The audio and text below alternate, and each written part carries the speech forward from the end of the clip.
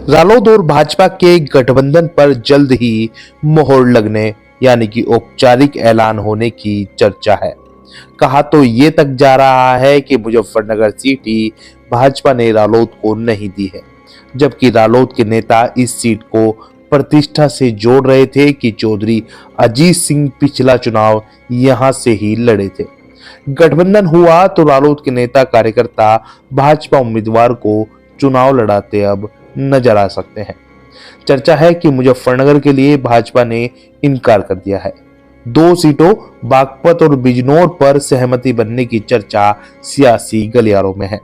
हो सकता है कि केंद्र में जयंत चौधरी को मंत्री बना दिया जाए और किसी विधायक को योगी सरकार में शामिल किया जाए, लेकिन इसकी इतनी चर्चा नहीं है। शोर है अब राज्यसभा सीट का। अगर रालोद को राज्यसभा सीट मिली तो किसका नंबर आएगा, ये चर्चा का विषय है। राज्यसभा सदस्य के लिए रालोद नेता शाहिद सिद्दीकी और पूर्व केंद्रीय मंत्री सोमपाल शास्त्री का नाम सबसे ज्यादा चर्चा में है।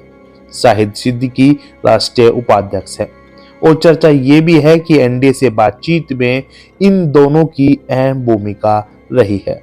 अब इसमें कितनी सच्चाई है, कितना दम है, ये तो वक्त बताएगा। लेकिन जिस डील पर जयंत चौधरी भाजपा के साथ जा रहे हैं, उससे एक बात तो साफ लग रही है कि सपा से सीट बंटवारे को लेकर ज्यादा कोई बड़ी दिक्कत नहीं थी। बात तो कुछ और ही है, क्योंकि सपा ने भी राज्यसभा जयंत चौधरी को भेजा ही था। अब अंदर की बात क्या होगी वो आपके सामने लाने की हम कोशिश करेंगे। एक बात और, जयंत के भाजपा के साथ जाने की चर्चा से ज्यादातर रालोद नेता खुश ही नजर आ रहे हैं, क्योंकि सत्ता में वो शामिल हो जाएंगे। जो टिकट मांग रहे थे वो अब शांत हो गए हैं। लेकिन इस नए गठबंधन की चर्चा से ज्यादातर बेस कार्यकर्ता मायूस लग रहे हैं। ये ही जमीनी हकीकत है।